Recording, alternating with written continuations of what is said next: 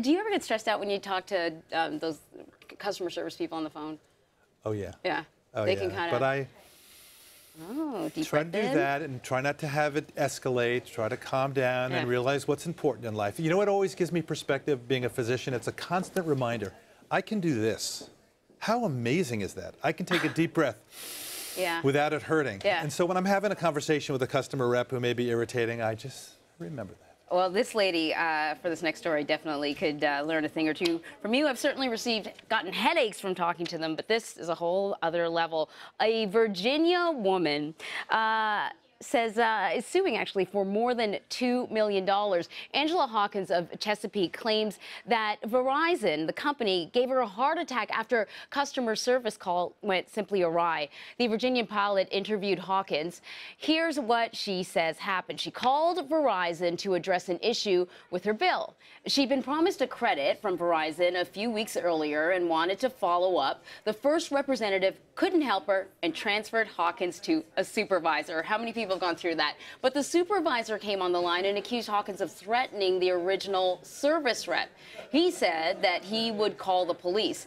So Hawkins said as soon as she got off the phone, she started feeling lightheaded. She kept looking out the window, looking for police cars. Her lawyer says that Hawkins, quote, had visions of SWAT guys breaking her door down and putting her in leg shackles. We should note that the supervisor called back a few hours later to apologize, saying there had been, quote, a miscommunication. But a day later, Hawkins visited her doctor, and an EKG revealed that she had suffered a heart attack.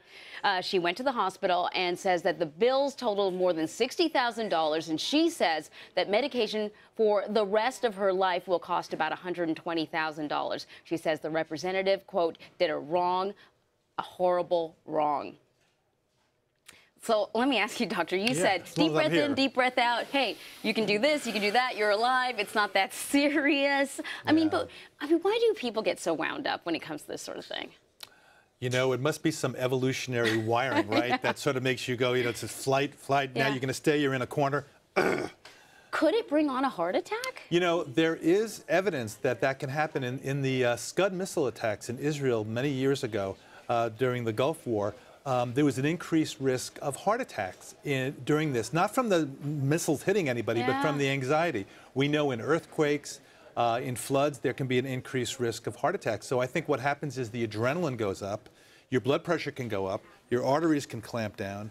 And yeah, I think there is some, I don't know what happened in this case. I don't want them using this as evidence in the trial. We're just talking here. We're just talking like theoretically, yeah, I think it could. Well, you know what else is really stressful? A lawsuit. I think it's going to be a long road for this lady and the company, but thank you very much, Dr. John. Breathe in, breathe out. Keep things in perspective. I like that mantra for the day. Thank you.